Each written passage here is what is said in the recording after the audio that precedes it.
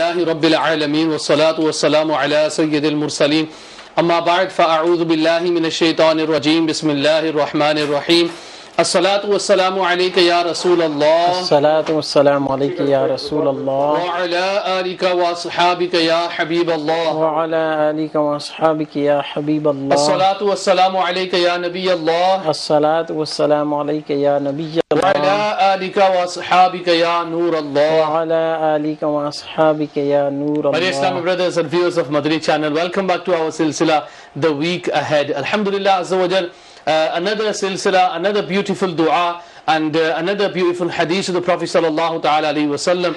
And today inshallah Azza wa Jal, our Silsilay is being live aired from Fezani Medina in Stetchford in Birmingham. Alhamdulillah Azza wa Jal, we had a very beautiful ijtima in Birmingham, Midlands level ijtima. Alhamdulillah Azza wa Jal, Rukn Shura Haji الحبیب Attari damat barakatuhum العالیہ also blessed that ijtima with this special bayan as well, which was live on Madani channel as well. You must have watched that. But if it's now you're watching us, inshallah Azza wa Jal, we're here back again inshallah Azza wa Jal, me and Dr. Saab today, alhamdulillah Azza wa Jal, bringing you some very beautiful dua, very beautiful Quranic ayat. And Dr. Saab's got some health tips for Ramadan, preparing us for Ramadan. So inshallah Azza wa Jal, let's get straight into our silsila.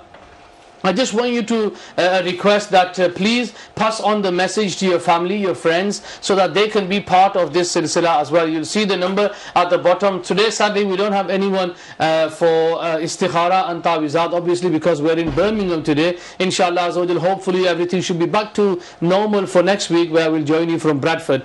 But inshallah Azza wa Jal, today Fezani Medina, Stetchford in Birmingham, and our topic today that we're going to discuss, the topic of the week, is Madani In'am number 7. Alhamdulillah Azza wa Jal.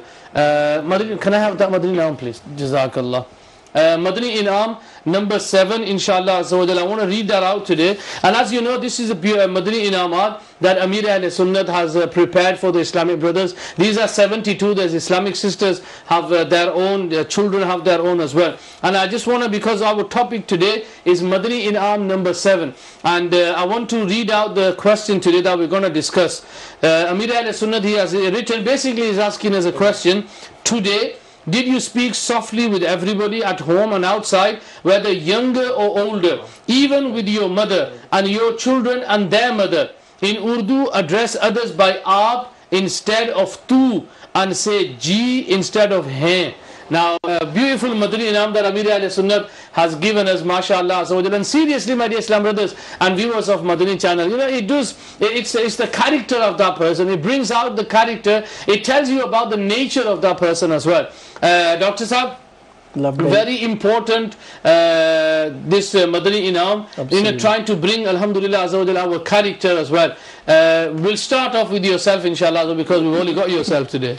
Yeah, inshallah. Alhamdulillah Rabbil Alameen wassalatu wassalamu ala sayyidil anbiya walmursalin. I think, obviously every single Madani In'am is very important, but this Madani In'am is especially important. Because our tongue, it actually tells almost everything about us. And until someone speaks, you can't actually really judge them what sort of person they are. And it's only when they actually speak that their inner self, their character actually appears in front of you. Subhanallah. Allah Azza wa Jalla obviously has created the human beings, and one of the reasons for them having this excellence or being ashraful makhlukat amongst other creation of Allah Azza wa Jalla is this ability of human beings to express their thinking, to express their wishes, to express themselves with their tongue. See.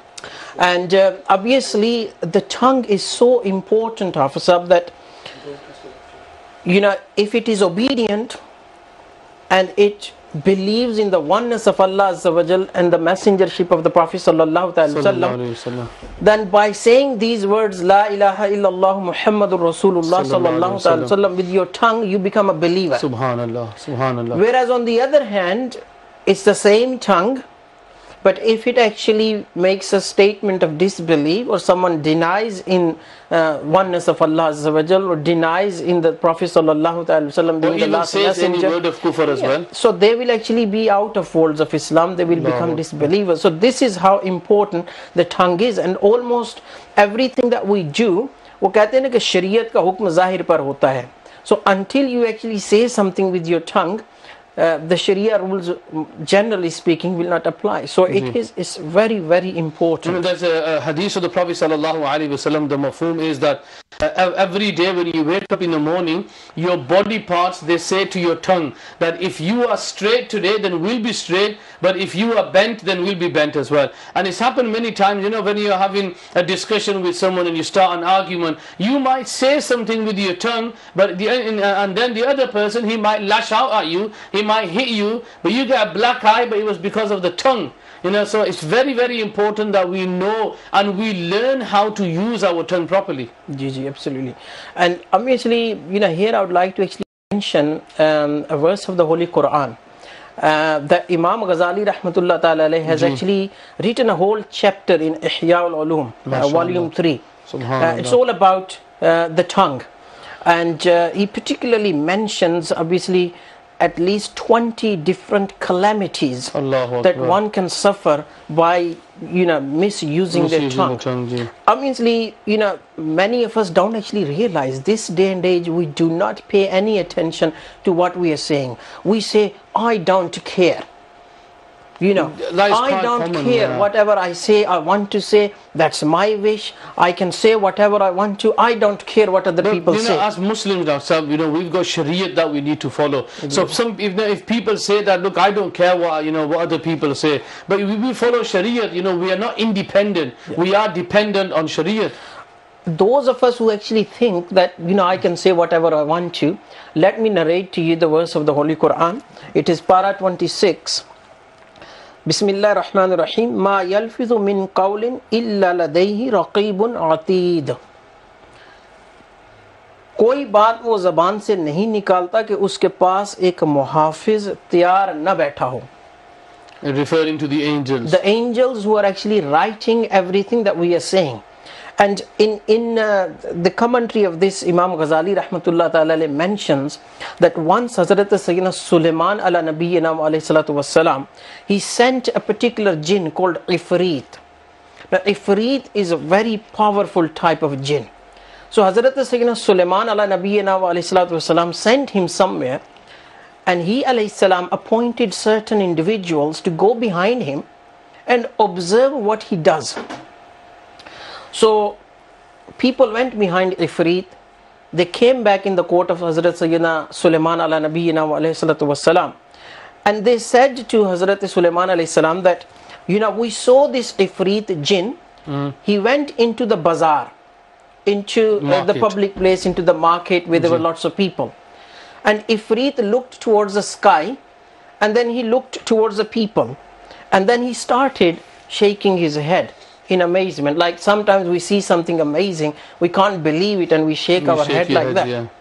So Hazrat Sulaiman ala nabiyyina alayhi salatu wasalam asked Ifrit that, tell us what was the reason behind your action. So this jinn said to Hazrat Sayyidina Sulaiman ala nabiyyina alayhi salatu wasalam that when I actually looked upwards, I looked at the angels who are actually appointed at the people, and I was amazed at the speed with which these angels were writing what the people were saying. Allah. And I was even more amazed at the people, that with what speed they were talking without thinking that their every single word that they are saying is being written down.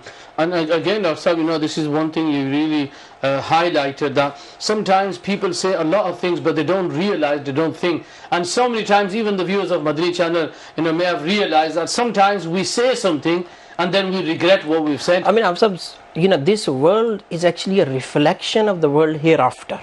That's a point that the ulama ikram have written in the books, in the tafasir, that this world is a reflection of the world hereafter. Imagine this example, that we are sitting in our room or in our car or wherever we are. We know that there are cameras monitoring us, and there are speakers listening to us, and someone is monitoring us, then tell me who will be there, who will say, oh, I don't care what I want, whatever I say. So when it comes to obviously these things where these cameras, they can malfunction, or the people who, they may not have enough time to listen to everything you say, or they may not actually pay attention to everything you say, but once you know that I'm being monitored with the CCTV camera or with the speakers, then how careful I become. I will actually warn someone else who is sitting with me, be careful, we are being, or with the sign language, that we are being monitored. But why is it that when it comes to obviously these Kiraman Katibin, the two angels, that obviously is our belief, fundamental belief of Islam, that these two angels are writing things down, and we know that obviously everything is being written down, it is being recorded as piece of evidence, all our body organs will testify against us on the day of judgment. So it is absolutely amazing, astonishing that we know these things. I don't think there will be any Muslim who wouldn't know that there are angels writing your actions. I think we mentioned this last time as well. Maybe people think that, look, because it's not a reality. We haven't seen the hereafter yet. We don't know. Well, we do know, but the thing is, we're not even thinking about that. But because this is something physical that is happening in front of us, maybe that's why we're a bit too cautious. We're careful as to what we say. But like you said, this is from the Quran. We need to understand that every word of the Quran to believe is farz upon us. Now, if Allah Ta'ala has mentioned in the Quran that there is angels appointed, we need to be really careful what we say. Sometimes even people say, oh, I don't care what that person thinks, but that you're committing more sins by saying these words. And obviously you talked about believing. So the more evidence we have, the more firm belief we will have. So we mentioned the verse of the Holy Quran where Allah Azza wa Jal says that every word that one says, there are angels writing it down. There are many hadiths of the Prophet sallallahu alaihi wasallam. There's one hadith that I would like to particularly mention here, is the Hazrat Sayyidina Muaz bin Jabal radiyallahu ta'ala. He narrates that the Prophet sallallahu alaihi wasallam was asked a question, that Ya Rasulullah sallallahu alaihi wasallam, will we be actually held accountable for what we say on the day of judgment? क्या हमारी गुफ्तगू पर भी पकड़ होगी? The Prophet sallallahu alaihi wasallam replied, O Ibn Jabal, your mom may cry over you. This was out of affection for the Prophet sallallahu alaihi wasallam had for Hazrat Sayyidina Muaz bin Jabal radiyallahu ta'ala. The Prophet sallallahu alaihi wasallam said that useless speech will be one of the means for people to be thrown in the fire of hell. Astaghfirullah. And then the more you speak, the more the Kiraman Katibin will write. And to one mafhum of the hadith is that a person who talks too much will enter the garden of paradise. If he does, 500 years later. The other thing is, obviously, many of us will know about this, that there will be lots and lots and lots of individuals who will be made to read their record of deeds. Their Namai Amal. Every single thing that has actually been said or they've done, it will be recorded, and on the day of judgment you will actually have to read your record of deed. May Allah Azza wa Jal, give us entry into heaven without accountability. Ameen. But those who will actually have to read their record of deeds, they will be in deep trouble. Why? Because, for example, first of all, it will be in front of everyone. Especially those people who have a habit of ma'azallah swearing. You'll be reading them words out in front of all those people. And imagine how much time you actually spend talking. And imagine that on the day of judgment, obviously the time will be the same in essence. So if you've spent your life talking in, like, let's say 5 years or 10 years, then imagine that on the day of judgment, in the excruciating heat of the sun, in other calamities, fear of Allah Azza wa Jal, being present in the court of Allah Azza wa Jal, in front of the whole creation, then you have to read your record of deeds. What situation will that be? I think again, that's one of the things that people don't realize and understand. You might be sitting with your group of friends and you'll be just talking, and there's so much useless talk, and you'll know better about Imam Ghazali rahmatullahi ta'ala mentioning about useless talk, that it doesn't benefit your dunya, it doesn't benefit your deen. and then all these things we're adding up, and we're causing more problems to ourselves on the Day of Judgment. And I think, this is the reason why the Prophet ﷺ said, the man samata najah, the one who kept quiet, he's attained salvation. Subhanallah. So salvation was the title of our ijtima today as well. Ji. So one of the reason for salvation is, if we want to attain salvation, then try to be quiet. Ek chup so sukh. Ek chup so sukh. I think we've got it here as well. And that's the thinking of Amir al-Sunnah. Subhanallah. And there are so many. I just want to mention that Amir al-Sunnah, he himself, he says that if it was not for Dawat Islami, I would have been someone who people would call that dumb, he can't speak. Main gunga mashhoor hota. But because of Dawat Islami Madani work, I do bayans, I have to speak. And again, it reflects on us, as our Amir, as our leader, we need to follow him, and we need to try. Some people say, oh, it's very hard. So immediately, we think to ourselves, this is never going to happen. I can't stop talking. There might be, some of the viewers of Madani channel might be thinking, well, it's very hard for me to stop talking. But it's not hard. Nothing is hard.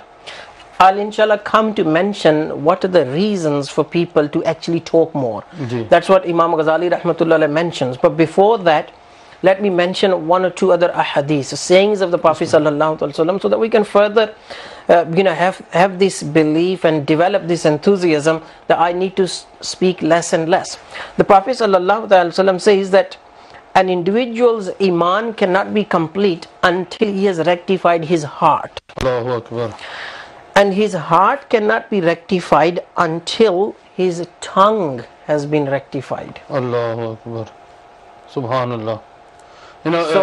So basically, this is an organ of the body which tells us so much about us, and this one single organ of the body out of the rest of the organs of the body, single most important factor that can actually cause us destruction, or it can cause us obviously the salvation as well. Taking on that hadith, Hazrat Sayyidina Uqba bin Amir radiyallahu ta'ala anhu, he reports that he asked the Prophet sallallahu alaihi wasallam, Ya Rasulullah, what is nijat, what is salvation?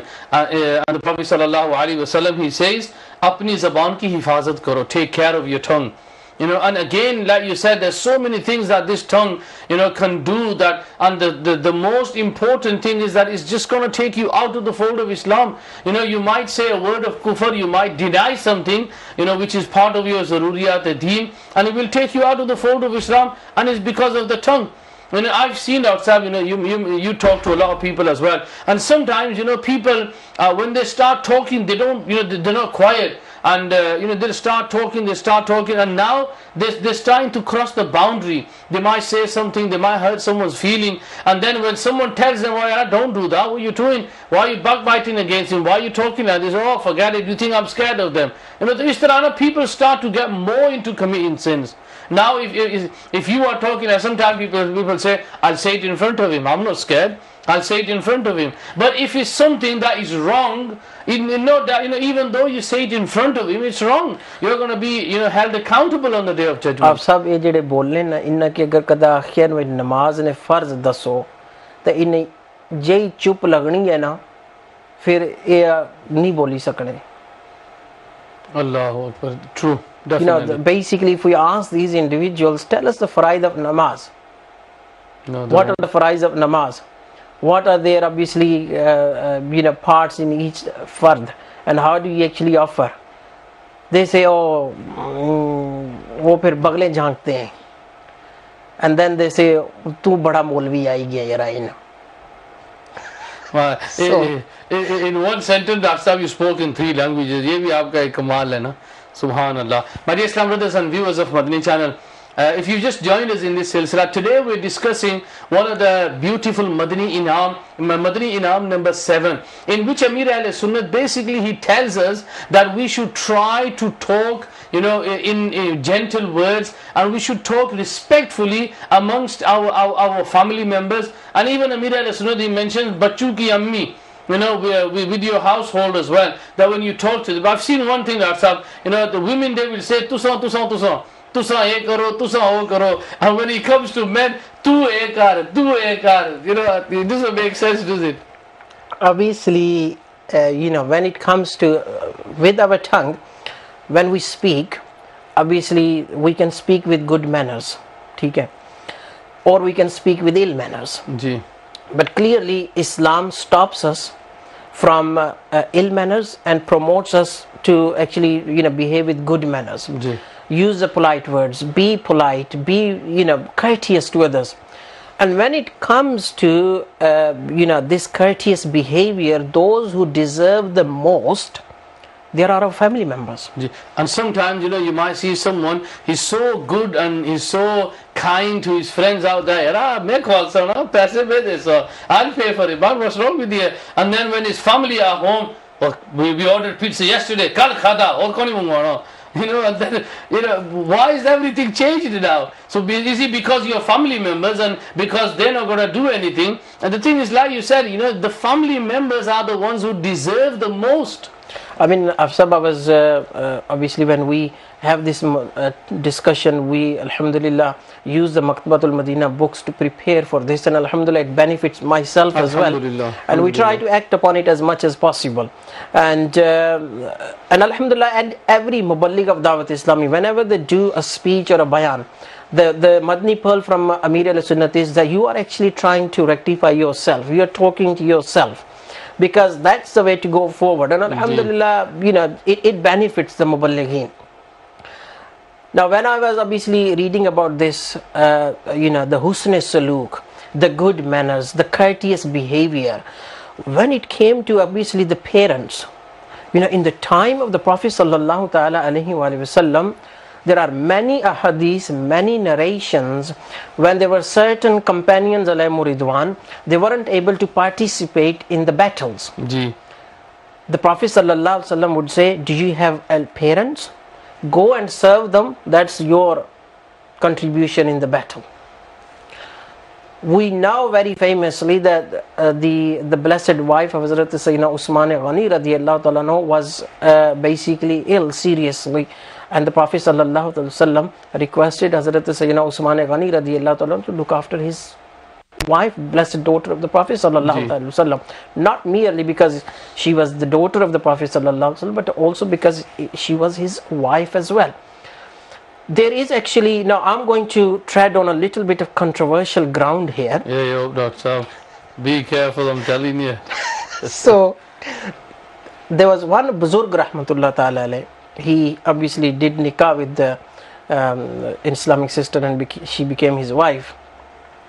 He was actually so nice and kind to her, and he would serve her to such an extent that after a couple of years she complained to her own father, saying that please go and usko samjhaye. He is so nice to me that for the last couple of years, even when I go to toilet, he's already put the water there for me. कि मैं जब बैतुल खला में जाती हूँ तो मेरे लिए पानी उन्होंने पहले रखा होता है, तो मुझे शर्म आती है, I feel ashamed. ये थे बुजुर्ग रहमतुल्लाह ताला अलैह, that how kind he was to his wife. सुभानअल्लाह. तो आज अगर कोई ये कहे तो कहेंगे ये तो क़यामत की निशानी है भाई. ये तो रोला पे जैसी डॉक्टर साहब कर रहा है. तो बहरहाल this is the actually these are the teachings. There's a saying of the Prophet sallallahu alaihi wasallam, the mafhum is to give water to your wife for every drop that she drinks, Allah will reward you with 10 good deeds. Subhanallah. That's nekiya milti hai. And again, how many people will do that? If it's the opposite, the husband, if he's sat there, he'll be sat on the settee, even though he can go himself and get the water. Pani bhai and then she'll go and get the water. But if it's the vice versa, go yourself, why shall I go? I'm watching a film. So the thing is, alhamdulillah, azza wa jalla, Allah ta'ala reward and Allah ta'ala give more barakah to them Islamic sisters who are serving their husbands. But in return, like you said, this is not a matter of, what they say in English, that he's under the thumb. He's under the thumb, or he wears the jeans, she wears the jeans at home. It's not like that. It's creating that mahol, that environment at home. And especially if you've got children, these children, they're watching this, they're observing and they're learning. And that's what you are actually doing, is you are nourishing them, their character as well. Afsab, you mentioned a very important point here, that obviously many viewers of Madani channel will be married and they will have children. Especially for Islamic brothers. If you are kind to your wife, if you are kind to your bachchon ki ammi, believe me, your children will always be kind to you. Definitely. Why? Because children will always take the side of their mother. Why? Because that's a natural sort of love for the mother. Mother is there for children. She looks after them up until 15, 16, 17. She's the one who brought them up. She's the one who's brought up. And many viewers of Madani channel, they will actually, okay, if you don't believe me, then wait for a moment when you will actually have an argument with your bachchon ki ammi. You know, arguments are inevitable. They will happen. Now, if you were to have an argument in front of your children, then look at who your children will support. They'll be running to obviously their mother. This is a sacha waqia about an Islamic brother. You know, once he came and he wanted some ta'wizat because he's having problems at home, and he says that at my house, my wife's kicked me out of the house. Why did she kick you out of the house? Is because for so many years, when my kids were little, I used to be abusive to her. I used to shawara her. I used to shout at her. I used to, ma'azallah, hit her as well. And the kids, they were scared. They would just say hide behind the settee and all that. And now them kids have grown up. And he goes, yesterday, my eldest son, who is 19 years old now, he's seen everything what I did to their mother. And he says, yesterday I went home and I had that same argument with his mother. That my son, 19-year-old, grabbed hold of me, pushed me against the wall and punched me. He goes, I've been watching you for so many years abuse my mother. From now on, you hit her, you're dead. And the thing is, we need to understand that, look, to make a good environment at home, who else is going to advantage? Nuksan kiska hoga? You're making your own life a life of hell. And and then after what happens is people, so-called friends, we will call them so-called friends, they will encourage them. What's this, man? I went to your house and you were making the tea, you were doing all that. What's happening? Why do you not let your wife, that bimara, so tell her to wake up? That's not what Islam is about. Obviously, these and that's all that begins with the tongue. No one's going to come and hit you without any reason. The arguments will start with the tongue. And again, the importance of tongue is there as well. And obviously there are many, for example, incidents like these about the Buzurgan-e-Deen rahmatullah ta'ala alayhi as well. One of the Buzurgan-e-Deen rahmatullah's wife was verbally sort of like aggressive towards him, and someone, when they came to his house after they had heard about his wilayat and about his sort of like karamat, and unfortunately the Buzurg rahmatullah was outside, so this man inquires from the household that I've come to meet him. And obviously this Buzurg rahmatullah ta'ala alayhi's bachchon ki ammi didn't use nice words. So when he was going out, that Buzurg rahmatullah alayhi was coming, and he had his obviously he went to get the sticks and the wood for the fire, and there was a lion on which he rahmatullah ta'ala alayhi had his lakdiyan on. They were carrying the load. The lion was carrying the load for him. And the Buzurg rahmatullah alayhi obviously he goes to him that obviously if I don't be kind to her, then this lion isn't going to listen to me, something like that. So basically the Buzurgan-e-Deen rahmatullah, even if their partner, their wife, their bachchon ki ammi was unkind to them, or they were using foul language or being abusive, doesn't mean that you actually retaliate in return. So that means if we're nice to our family, we're going to get a lion as well then. Is that what you tried to say? Well, you can't walk on these streets with the lion of some. Allah. So obviously these and basically there are countless rewards, but coming back to the topic, that we need to obviously reflect. There's another hadith, another narration that we have actually got here, and that actually tells us a lot. It differentiates between a mu'min and a munafiq, hypocrite. And the narration goes that कि मोमिन की ज़बान उसके दिल के पीछे होती है, यानी a believer's tongue is behind his heart. जब वो किसी चीज़ के मुताल्लिक गुफ्तगू करने का इरादा करता है तो उसके बारे में अपने दिल में गौर करता है, फिर उसको ज़बान पर लाता है. A believer's tongue is basically in whatever thoughts come in his heart, he first analyzes those thoughts, and if he thinks that this is something that I need to say, only then he brings it onto his tongue. Subhanallah. So there is a reflection. MashaAllah. So there is a thought goes in your mind or heart. Ye dil and mind, ye aur ek separate usme wo discussion hai. But basically, any thought that comes in his mind, because a thought has to be there before we say anything or before we do anything. So a mu'min, a believer, is someone who first thinks about it, who first reflects that do I actually need to say this thing, and then says it. Whereas a hypocrite, munafiq, उसकी ज़बान दिल के आगे होती है, वो पहले बोलता है बाद में सोचता है. He will say, Nigrane Shura once he made a slogan in it, पहले तोलो बाद में बोलो. जी. First things and then speak. So this is basically, now what we need to do is, the viewers of Madani channel, myself as well, yourself as well, and those brothers who are behind the cameras here, we need to actually analyze, do I actually reflect? Something comes into my mind, do I actually pause? That do I actually, should I say this or should I not? Sometimes, there's sometimes a person, he goes into a situation where he says something and then, he really regrets what he said. Or apni zuban ka kya chavli mari hai tu?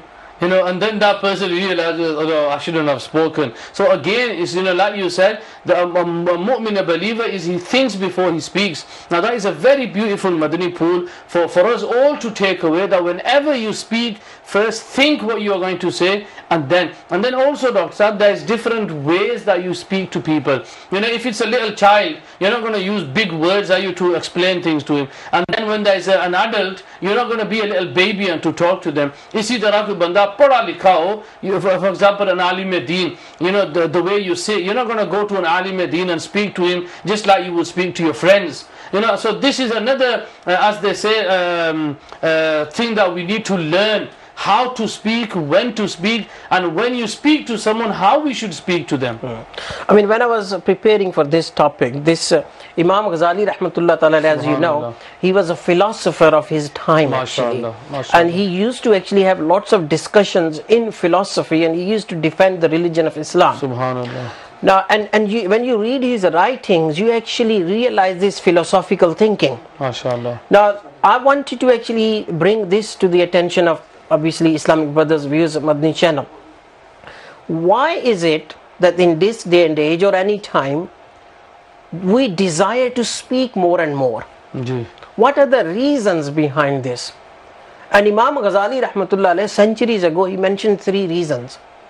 The why is it that the people, they actually talk and talk and talk and talk uselessly, without any benefit? He mentions 3 reasons. Now, if we were to listen very carefully, then you will actually realize that yes, this is very true. These are the reasons why actually people end up talking too much, why people end up using their tongue uselessly, aimlessly, and consequently they risk.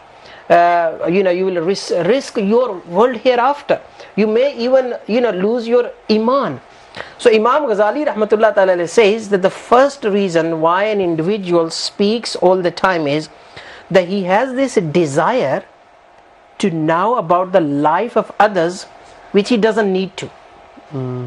Curiosity about others. Ye kya karna, wo kya karna, ji. वो जड़ा ने इस तरह इसने कोल पैसे कुदरू है, ये इस इधरू कार कुदरू की नहीं आंदी है. The curiosity. So Imam Ghazali rahmatullah mentions that curiosity about others, which is, and that's what is happening in this day. All the gossip. In English also it's called being nosy. Being nosy, gossiping around things. You even smell what the neighbor has cooked. You even look, what they are wearing. You even put your ears to the sort of like wall, what arguments they are having and why they are saying. Why? What is the need? So Imam Ghazali rahmatullah says that this curiosity about knowing things about others is one of the reasons why people will actually talk and talk and talk. So they will ask questions. They will end up asking useless questions to find out about these things. So that's the one reason, and I think that's very true in this day and age, being nosy. The second reason Imam Ghazali rahmatullah mentions that it is because of the friendship that you have with someone, that you are sitting with that friend And because you want to kill the time, so you want to talk and talk and talk. You want to lengthen your speech. Ramadan is coming up and there'll be so many people, ready to kill time. But the fact is that time's killing you. You carry on, Dr. जी तीसरा क्या था? Sorry, कोई याद नहीं, या किसी से मोहब्बत दोस्ती के ताल्लुक की बिना पर कलाम को फैलाना है, या बेफायदा अहवाल को बयान करने में वक्त गुजारना उसका सबब है. You sit down and start talking about an event, exaggerate about it, something that may not even have happened. And that's also true in this day and age. People will sit and talk about events of the past. So being nosy, because of the friendship of someone, you want to enjoy their company. Here we are talking about useless discussion. Obviously most of what the youth do, they're standing on the street and they're just basically what they say, having a laugh. And this laughter is going to throw them in the fire of hell. And the third thing is just to talk about these things or boast about previous experiences, so that people think that what a cool guy he is, that what a good company he is. And we don't even know that what is the definition of good and what is the definition of bad. Subhanallah. And this Madani Inam, alhamdulillah, is absolutely so important. My dear Islam brothers and viewers of Madani channel, mashallah. So if you've just joined us in tonight's Silsila, a very important topic that we were discussing, one of the Madani Inams of Madani Inamat, about the discussion, about talking, and we've covered a few areas, how we should be talking. When you talk, always think before you talk. And inshallah sadly Dr. Sahab, we need to move on with our other segments as well, because we're going to finish at 11. I think, obviously, if I could say one thing, those of us who can read Urdu, they should read this third volume of Ihya al-Ulum. There's so much more stuff in here. Alhamdulillah, it's absolutely amazing. Dr. Sahab, I think viewers of Madani channel will also, on Madani channel, in different silsilas, Madani Muzakaray, Amir al-Sunnat, when he asks a question, the gift that he gives is Ihya al-Ulum. It's a full set, mashallah, available on Manqabats Madina. You can order it online, manqabatsmadina.net, full Ihya al-Ulum set. And in the same other way, Minhajul Abidin, Mukashifatul Qulub, these are also books of Imam Ghazali rahmatullah alayhi. And subhanallah, the love that Amir al-Sunnat has for Imam Ghazali, mashallah.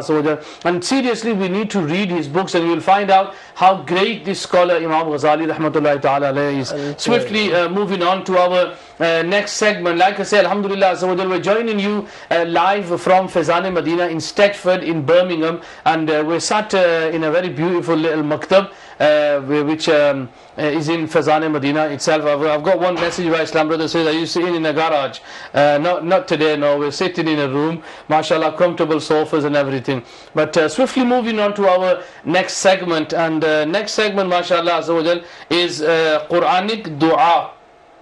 Subhanallah, Quranic dua, and the dua that we are going to learn today, inshallah, very beautiful dua mentioned in the glorious Quran. And it's very easy, inshallah, if your viewers are home can join in as well. Now this dua, sadly we don't have the graphics to show you on Madani channel this week. Like you said, we are traveling today, so we haven't got all our equipment on hand today. But inshallah, very easy and simple dua, which is from the glorious Quran, Surah Al-A'raf, verse number 89. So if you are ready at home, inshallah, I will read the dua and you can repeat it at home, and maybe inshallah we can learn. Oh, we've got the graphics as well. Subhanallah, that's a surprise. Mashallah, that's very good. Atiq bhai, great job, man. Subhanallah. Ji, mashallah.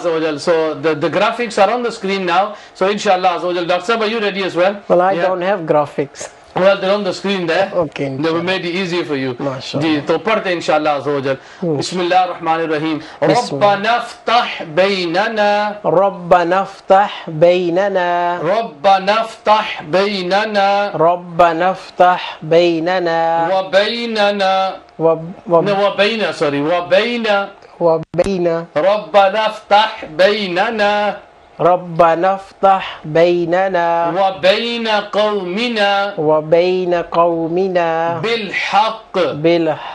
So this is the first part of the dua. ربنا افتح بيننا ربنا افتح بيننا وبين قومنا وبين قومنا بالحق ربنا افتح بيننا ربنا افتح بيننا وبين قومنا بالحق وبين قومنا بالحق. Let's repeat it 5 times. All viewers of Madani channel as well, if you are at home listening to the dua, let's repeat it 5 times inshallah. So we'll all together. ربنا افتح بيننا وبين قومنا بالحق ربنا افتح بيننا وبين قومنا بالحق ربنا افتح بيننا وبين قومنا بالحق ربنا افتح بيننا وبين قومنا بالحق ربنا افتح بيننا وبين قومنا بالحق. Did ourselves. بسم الله الرحمن الرحيم ربنا افتح بيننا وبين قومنا بالحق. क्या बात है मदीने की, माशाअल्लाह azza wa jal. So that was very easy. Next part of the dua. وقوم بالحق وأنت خير الفاتحين خير الفاتحين وأنت خير الفاتحين وأنت خير الفاتحين. MashaAllah, this is for everyone. Majlis ke Islam baby, cameraman as well, everyone is joining together. ربنا افتح بيننا وبين قومنا بالحق ربنا افتح بيننا وبين قومنا بالحق وأنت خير الفاتحين وأنت خير الفاتحين وأنت خير الفاتحين وأنت خير الفاتحين. Ab sari dua all together inshallah. Let's repeat it 3 times. inshallah. ربنا افتح بيننا وبين قومنا بالحق وأنت خير الفاتحين ربنا افتح بيننا وبين قومنا بالحق وأنت خير الفاتحين ربنا افتح بيننا وبين قومنا بالحق وأنت خير الفاتحين. Read out all the dua. بسم الله الرحمن الرحيم ربنا افتح بيننا وبين قومنا بالحق وأنت خير الفاتحين. MashaAllah, viewers of Madani channel, try to repeat it at home as well. Try to read it to one another. And if you know the dua, then inshallah you can see the number on the screen. Just send us your WhatsApp voice message. If possible, inshallah we can put that on air. Or at least inshallah it will give you an opportunity to read the dua. The translation of this dua is: Our Lord, decide with justice between us and our people, and yours is the best decision. Subhanallah, no doubt.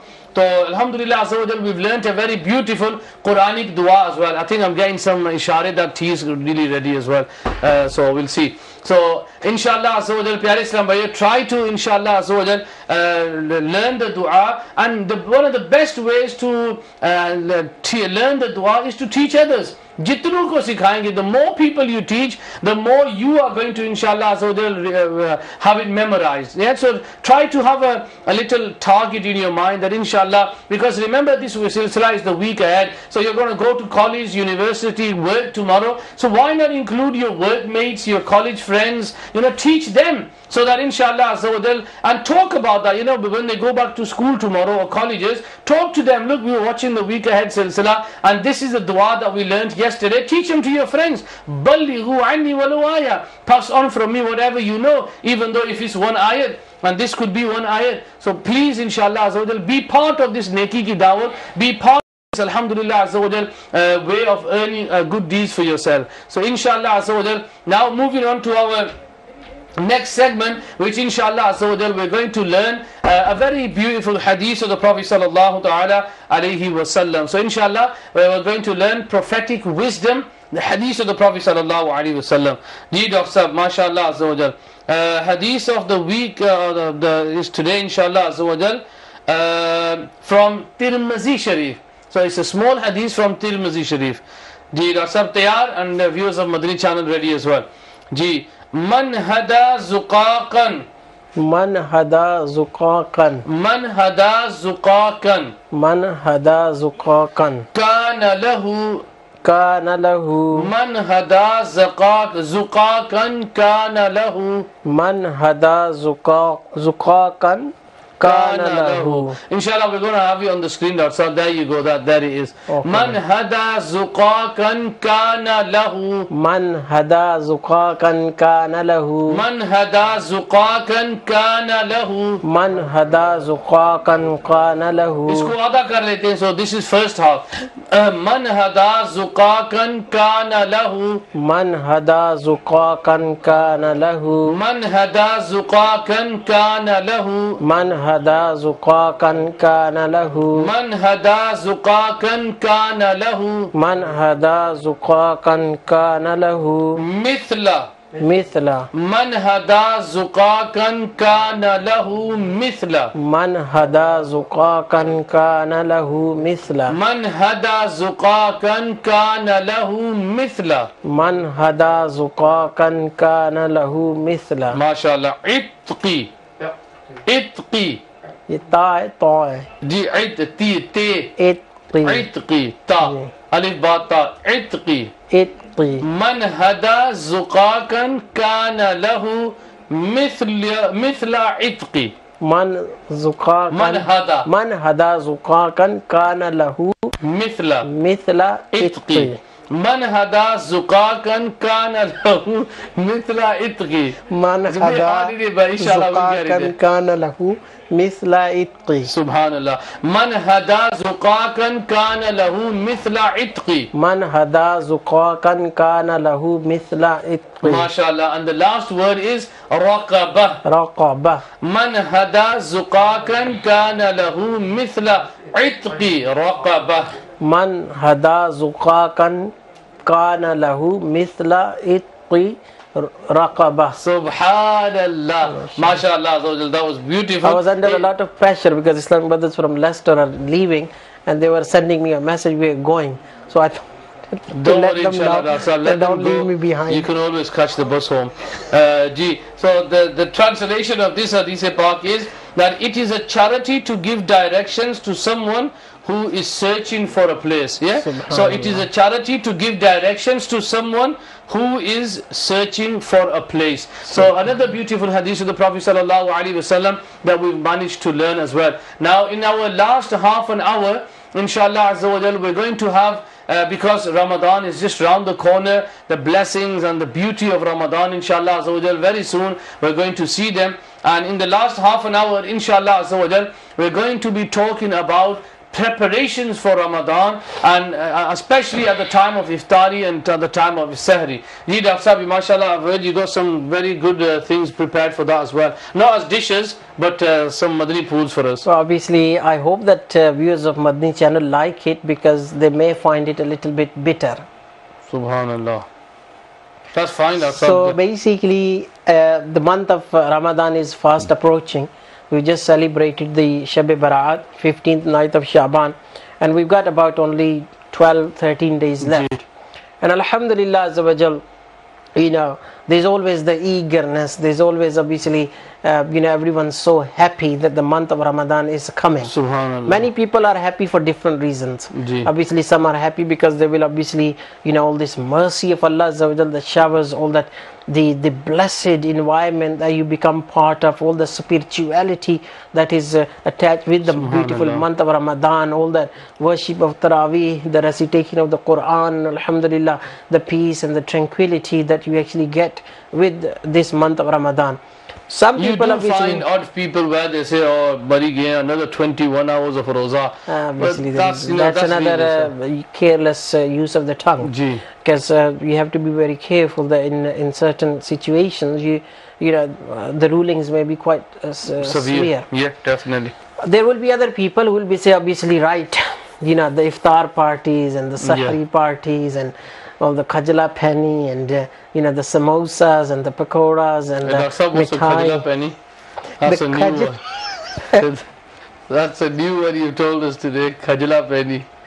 Kajla penny is one of the dish in Babul Madina, Karachi. You actually get it here in shops as well. It's particularly Mayman people. Alright, okay. Amir al-Sunnat mentions in the Madani Muzakaray as well. Kajla penny. It's a bit like semolina, sivaiya. Semia. Like it's a bit different. It's actually very fine sivaiya, they are actually cooked lightly in oil, and then you put them in the milk. Right. And then you actually, that's khajla penny for you. Maybe we'll come to Leicester one day and you can get it all ready for us. But obviously it's not one of the that is encouraged to drink, to eat, because it's full of obviously fat and lot of energy.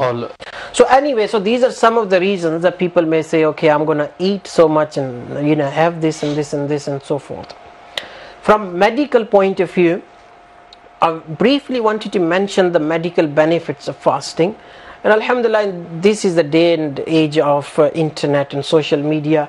Already people now, there are lots of benefits of fasting. But purely very basic ones is that as human body, we use glucose as the first source of energy for us. The food that we ate, it contains glucose, carbohydrates and fats. The glucose that the body needs, it will use. The glucose that is in excess, that we take from the food or our gut absorbs from the food, it is stored for later use. Some is stored on intermediate basis, that it can be used in between the meal times. So that is probably from the liver and the muscles. So that's the immediate storage of glucose, that in between meals, when your glucose level begins to go down, so the liver and the muscle glucose that enters into the bloodstream, and your glucose level stays the same. So glucose is used as a first source of energy. Once the glucose storage runs out, or let me go back, that the excess glucose that we will have, it will be stored as fat. Right, okay. The fat obviously around our tummy, other parts of the body, charbi jisi akhne. So basically, when you've not had anything to eat for about 8 hours, this is when the actual, from medical point of view, the body goes into fasting state. And from medical point of view, what the fasting state means, that your glucose levels are low, and now your body is using fat to convert it into glucose and use it as an energy source. So Dr. did mention that the best time for exercise is when you are hungry, because now you're burning your fat more at that time. I don't know. I'm ignorant in that sense, but usually you do need to have some sort of energy so that you can keep exercising. So basically, when you have not had anything to eat for about 8 hours, your body will now use the excess fat storage, and it will convert it into glucose and use it as source of energy. So automatically, what is going to happen to your fat levels? They're going to come down. Come down, yes. Okay. And when the fat levels come down, it reduces obesity, it reduces cholesterol, it obviously reduces your risk of heart attacks, diabetes, it gives you good control of your blood pressure, and many other benefits as well. But what happens in the month of Ramadan, sadly, let's say for argument's sake, that the food that we generally consume before the month of Ramadan, for the sake of argument and for the sake of understanding, let's say that in 24 hours we get 1000 units of glucose in our normal food that we eat before the month of Ramadan. And if we are using 1000 units of glucose, then we won't get fat and we won't get thin either. Why? Because what is incoming is what we are spending as well as source of energy. So your weight will remain stable. What happens in the month of Ramadan with all those foods that we mentioned, pakoras, samosas, khajla pani, jalebi, sweets, and all these other fried food, whatever you name it, that's on the... Now, any sensible person will not, disagree with me that if generally for the sake of argument we are taking in 1000 units of glucose, that same individual during the month of Ramadan at least is taking 1.5 times of his energy intake at the Sahri and Iftari. So what is going to happen? Okay, you will have 21 hours of fasting. Your glucose store will run out, and the fat will actually be used to make more glucose. But what has happened is that you may have used, let's say, 500 units of fat to compensate for this loss. Yeah. But at the Sahri and Iftari, you have actually accumulated even more fat because you had consumed so much glucose. For the sake of argument, for the sake of understanding. So what I'm trying to say is that during the month of Ramadan, we end up eating, or our caloric intake is more than what it was before the month of Ramadan. He says that he weighed himself before Ramadan, and then at the end of Ramadan, before Eid meals, he goes at night, and then the last night of Ramadan, I weighed myself, and I was nearly 1.5 stone heavier than when I was in before Ramadan. It's because of all the fatty food that he was eating. So even though he was fasting during the day, but like Amir al-Sunnah, he says that why we eat a lot at the time of Sahri is because we're going to fast the whole day, and why we eat a lot at the time of Iftari because we fasted all the day. Yeah, so it's basically the same thing. And again, if it's a fatty food, there's medical problems in that which you're going to mention as well. But this is one thing that you've mentioned as mashallah is that try to cut down on these, especially when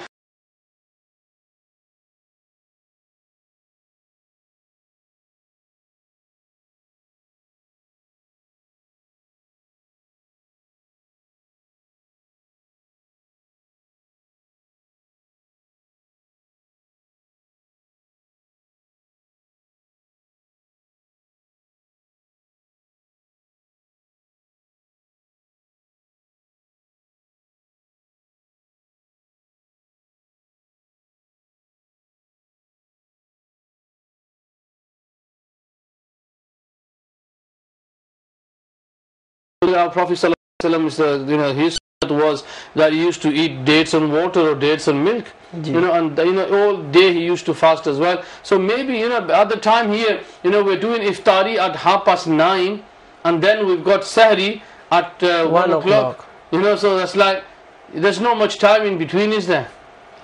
So basically, let me tell you what sort of diet we should have. This is called balanced diet. Whether it is the month of Ramadan or it is any other month of the Islamic calendar or the other calendar, solar calendar. Balanced diet should have fruit and vegetables, bread, cereals and potatoes, meat, fish or alternative, milk and dairy foods, and foods containing some fat and sugar. Now obviously, when we eat meat, there is a bit of fat in the meat as well. When we obviously prepare our bread in the morning, we may apply some margarine or butter. A little bit of it is okay. So this is basically what a balanced diet is. Unfortunately, the imbalance comes from these fried foods, and especially deep fried. So all these pakoras, samosas and other things, they are deep fried. Deep fried food has got free radicals, and free radicals can actually cause you cancer. Allahu Akbar. They are damaging to our health. I had samosas yesterday as well. I won't ask you how many and whether they were deep fried or not. What do you mean by deep fried? Deep fried? Do we put them in a big tub of? No, ਜਿਹੜੀ ਕੜਾਈ ਹੋਣੀ ਹੈ, ਕੜਾਈ ਵਿੱਚ ਬਾਣੇ ਨਾ, ਤੇ ਉਹ ਡੀਪ ਫਰਾਈ ਇਹਨੂੰ ਇਸ ਨੇ ਤਾਂ ਨਹੀਂ ਵੀ 6 ਇੰਚੀ ਹੋ ਸੀ ਤੇ ਡੀਪ ਹੋ ਸੀ, ਪਰ ਉਹ ਸਮੋਸੇ ਜਿਹੜਾ ਤਰ ਨਹੀਂ ਪੈਣਾ ਜੀ, ਤੇ ਉਹ ਡੀਪ ਫਰਾਈ ਹੈ। ਗੱਲ ਮੁੱਕੀ ਗਈ। The other alternative is, ਜਿਹੜੇ ਮਿਸੀ ਖਾਣੇ ਚਾਹੀਦੇ। The other thing is fry pan ਵਿੱਚ ਥੋੜਾ ਜਿਹਾ ਤੇਲ ਜਾਂ ਥੱਲੇ ਪਾਓ, ਜਿਸ ਤਰ੍ਹਾਂ ਅੰਡਾ ਨਹੀਂ ਬਣਾਈ ਨਾ ਜੀ ਜੀ, ਤੇ ਉਸਨੇ ਪਰ ਸਮੋਸੇ ਹੀ ਪਰਤਨੇ ਰਹੋ, ਅੰਡਾ ਹੀ ਬਣ ਸਮੋਸਾ ਦਾ ਵੀ ਬਣ ਗਿਆ ਜੀ। ਸੋ ਜਾਂ ਗ੍ਰਿਲ ਕਰੀ ਕਿਨੋ ਤੁਸੀਂ ਆਖੋ ਡਾਕਟਰ ਉਹ ਨਵੀਆਂ ਤਰਕੀਬਾਂ ਦੱਸਣੇ ਨੇ, ਤਾਂ ਮੈਂ ਕੀ ਕਰਾਂ? It's important because there's the viewers of Madani channel, they want to know as well the alternatives. Obviously the alternative, this is the alternative. Okay, if you want to eat, there is a healthy way of eating it, so why not adopt the healthy way of eating it and try to sort of like use grill. now na hai pani samosa to lo pani garm kari da ਉਹ ਨਹੀਂ ਹੋ ਸਕਦਾ ਨਹੀਂ obviously you can use a bit of oil ਸਹੀ ਠੀਕ ਹੈ ਤੇ ਉਹ ਜਿਹੜਾ ਨਾ ਜਾਂ ਥੋੜਾ ਜਿਹਾ ਤੇਲ ਲਾਈ ਕੇ ਸਟੀਮ ਕਰੀ ਕਿਨੋ ਅੱਲਾਹੁ Akbar healthy tips mashallah coming in abundance. Ji Dr. Sahab, one of the things I want to move on because we only got time is flying today. Some of the ways, like you said, other options instead of oil, what can we use? And then some of the foods that we can consume at the time of Sahri and Iftari. Basically, because in the UK, the time period for the fast is almost 21 hours. So you need to eat certain foods which what we call as complex carbohydrates. What does that mean? Is that, for example, if you eat a biscuit, what would happen is it will be digested very quickly, it will release all the glucose in the blood vessels, and that glucose will be consumed within a minute to an hour. That's not a complex carbohydrate. Something like, for example, dates. So what they do is, the dates, they will take longer to be absorbed, and they will be slowly releasing the glucose for a longer period of time. This is called complex carbohydrates. Let me actually give you some examples of these complex carbohydrates. Sallu ala الحبیب sallallahu ta'ala ala محمد sallallahu alaihi wasallam. For example, Jo Sharif. بوجھنے لگے ہوئے جی جو in English will be barley. Okay, ٹھیک ہے جی بارلا نہیں barley جی barley جی wheat جی cereals obviously will a good source of that. Oats, watermelon تو پانی ہے نا. Okay, ٹھیک okay, sorry. millet, یہ می نہیں پتا کیا ہے. semolina, سیمیا okay, ٹھیک ہے. beans, lentils, wholemeal flour and basmati rice. वाले वे ठीक है. So that's what basmati rice means. I didn't know that. नहीं चलो, basmati rice is a type of rice, but you can boil them and have them with different food. ठीक, माशाल्लाह. ठीक है. So these actually basically some fiber based food like barn, cereals, whole wheat, grains and seeds, potatoes with skin. These are the things that we should have more of during the month of Ramadan, so that these are complex carbohydrates. ਹੁਣ ਅਸਾਂ ਤੱਕੀ ਕਿੰਨਾ ਵਈ ਅਸਾਂ ਕਿਤਨੀਆਂ ਚੀਜ਼ਾਂ ਖਾਣੇ ਆ, very few. ਆਪਣਾ ਹੀ ਤੱਕੀ ਕਿੰਨੇ ਲਾਸਟ ਟਾਈਮ ਪਤਾ ਨਹੀਂ ਮੈਂ ਕਦੋਂ ਜਿਹੜਾ ਨਾ ਸੀਰੀਅਲ ਖਾਦਾ ਸੀ ਜਾਂ wheat ਜਾਂ millet seed ਜਾਂ ਇਸ ਤਰ੍ਹਾਂ ਦੀਆਂ ਚੀਜ਼ਾਂ. So basically there is a lot of lack of education. These days people will actually use internet for every bad thing that you can imagine. The same internet has what I did was took information from the internet. I'm a doctor, so I know where to take this information from. There are lots of reliable sources of medical information. You type fasting and Ramadan and this is the information that will come. So why don't we actually take this information, which is for the betterment of our health, and health is a great blessing. And when we'll have ਹੁਣ ਕੇ ਆਣਾ ਅਸਾਂ ਜਨਾਬ ਜੀ ਦਬਾਈ ਕੇ ਖਾਣੇ ਆ ਇਫਤਾਰੀ ਪਰ ਤੇ ਜ਼ਿਲ੍ਹਾ ਜਾਣੇ ਤਰਾਵੀਆਂ ਪੜਨ ਤੇ ਕੁਸਾ ਨੇ ਡਕਾਰਾ ਵਿੱਚ ਜਨਾਬ ਜੀ ਕਿਹੜੀ ਖੁਸ਼ਬੂ ਆਸ਼ਣੀਆਂ ਤੇ ਕੁਸਾ ਨੇ ਕਿਹੜੀ and then sometimes I've seen ਖੰਗ ਨੇ ਜਨਾਬ ਜੀ ਜਿਹੜਾ ਕੋਰਸ ਚੱਲਣਾ ਜੀ ਇੱਕ ਹੀ ਲੱਗਣੀ ਹੈ ਤੇ ਫਿਰ ਜਿਹੀਆਂ ਲੱਗਣਾ ਵਾਇਰਸ ਫੈਲੀ ਗਿਆ. And that's all because of excessive eating. And then another thing I've seen is, the more you eat, obviously, you're going to have the need to go to the toilet, and people are just walking in and out. After every 2 rakats, you'll find people going downstairs. Either they're tired and they just want to go for a little relaxation, or they just want to basically go to the toilet. The other thing, you mentioned toilet, so I thought I'll mention this. Avoid caffeinated drinks. थोड़ी C T आप P लें, लेकिन ये बाकी fizzy drinks, anything that contains caffeine, avoid it completely, other than a cup of tea or something like that. What happens is, caffeine is what we call as diuretic hormone. It will make you pass more urine. What will be the end result of that is, during the day you will pass a lot of water unnecessarily. Why? Because you got caffeine in your body, you will get dehydrated. जिसमें ना पानी खत्म हो जासी, पानी हो गया तो फिर करानी चढ़सी टई पे सो पतन जासो फिर अस्पताल एडमिट हो जासो तो उसको पता को नहीं लगा. This is the caffeine in the drinks. So any caffeine drinks other than a cup of tea, I don't think you need to drink. You know, fizzy drinks, please cut them off. Fizzy drinks is a no. No. Subhanallah. ठीक. The simple पानी पियो. माशाल्लाह. Water is the best thing. पढ़ जाओ तो बोतल पानी नहीं नाल की नहीं खड़ो. मतलब इतने साइज नहीं बोतल है ना. जी. तो ये बंदा नाल की नहीं खड़ा है. जिले 2 तरावियां पढ़ी रही हो ना तो 4 कुट पढ़ो. तो जिले 4 पढ़ी रही हो ना तो इसी फिल अप करी के. वजीफा दसी रही हो या वैसे तरीका दसी रही हो? बस तरीका है. Well, the thing is, Dr. Sahab, you know, if everyone's taking a bottle of water, you know, if everyone's got water in their hands, you know, at least 1.5 hours, I don't think we're going to be really, you know, in an emergency. What is the actual issue is that you don't want to drink too much in one go. What would happen is your kidneys will get rid of it. But if you're drinking slowly over a period of time, like for example here, the fast is going to open 9:30. You will do the sahri at 1 o'clock. So you've got 3.5 hours. So you need to spread out the amount of water that you're drinking so that your kidneys realize that I don't need to get rid of it. So if you drink a lot of water in one go, what would happen is that you will make a lot of urine. So you need to drink slowly and slowly or spread out all these 3.5 hours. You should be sipping water every 5 minutes or so. Okay. So that your body can actually keep most of it. Subhanallah. And then, you know, you also mentioned, you know, at the time of iftari, you know, a lot of people, they like churi. Yeah, paranthe, you know, this is, I'll be honest with you, that I like these kind of things, but what do you think about these things?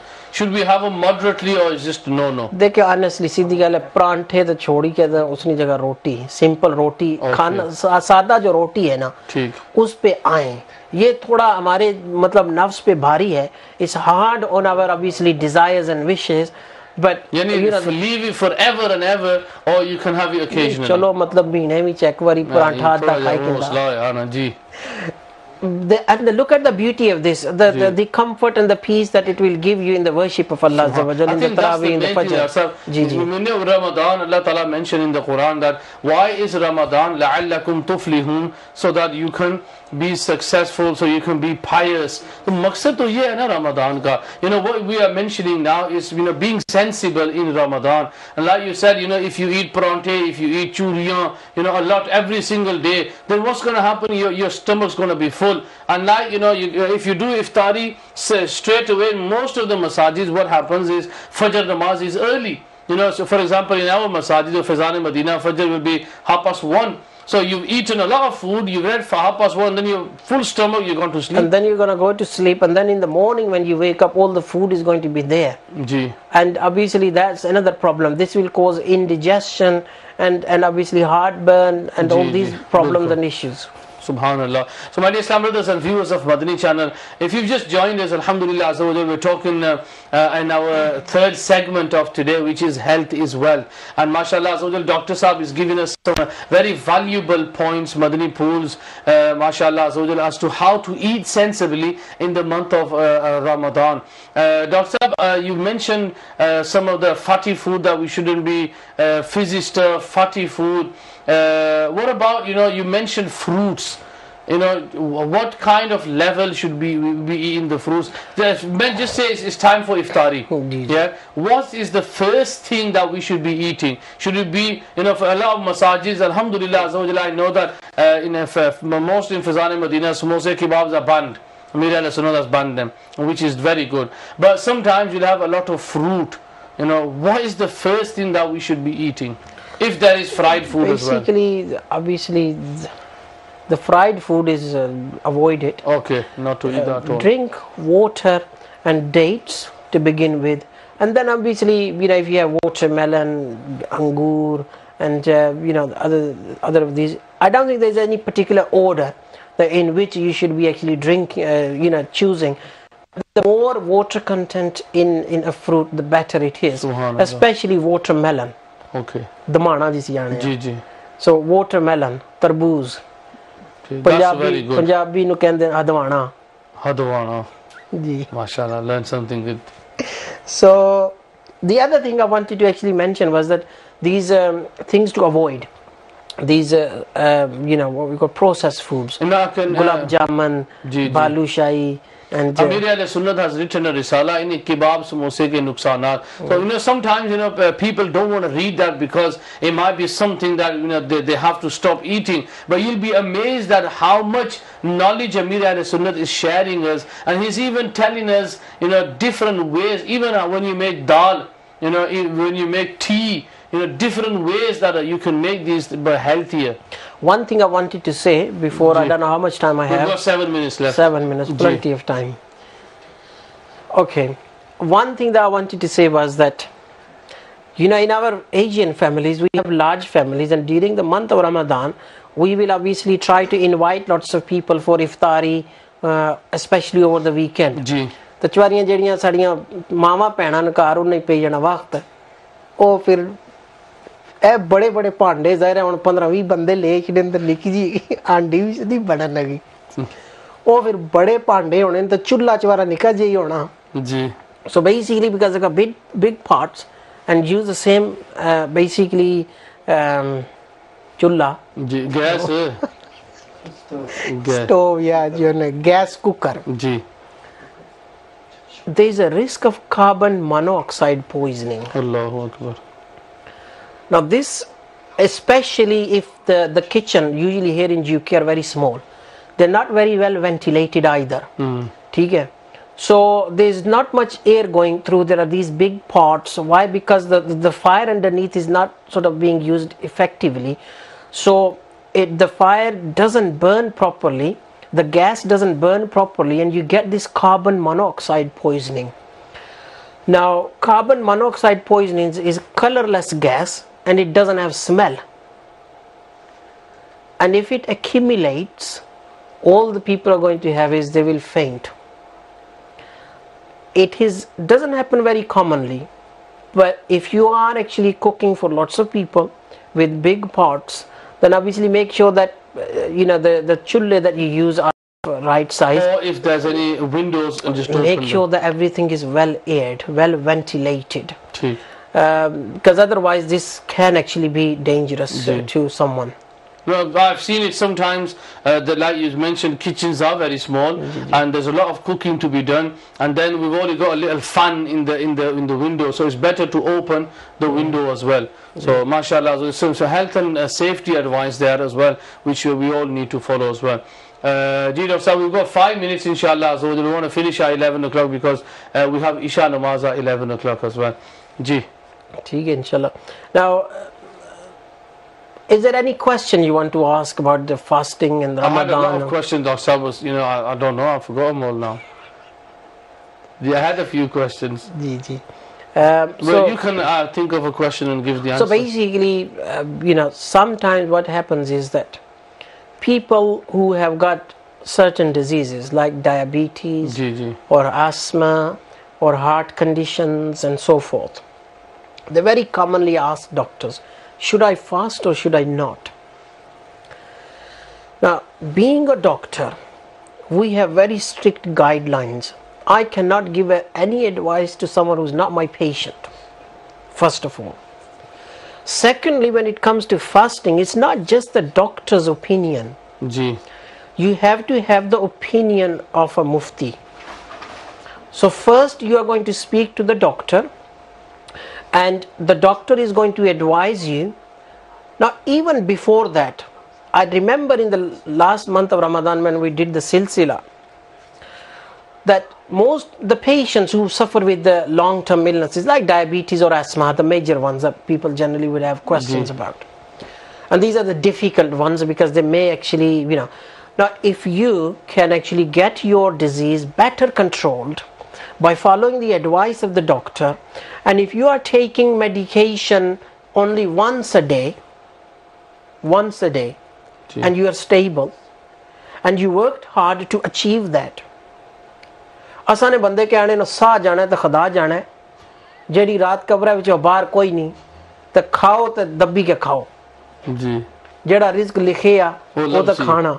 That's absolutely wrong. That's wrong. Even not correct from Islamic point of view either. That's how I met with an Islamic brother. He was diabetic, and he goes, "Oh, in Ramadan I don't take no tablets. Why? Because I want to fast." Alhamdulillah, you can fast, but at least look after your health. Obviously, diabetes, asthma are serious medical problems. I mean, if someone adopts this careless approach, they may even end up dying. Now, obviously, the first thing that anyone watching, that's what people will think, but that is wrong as well.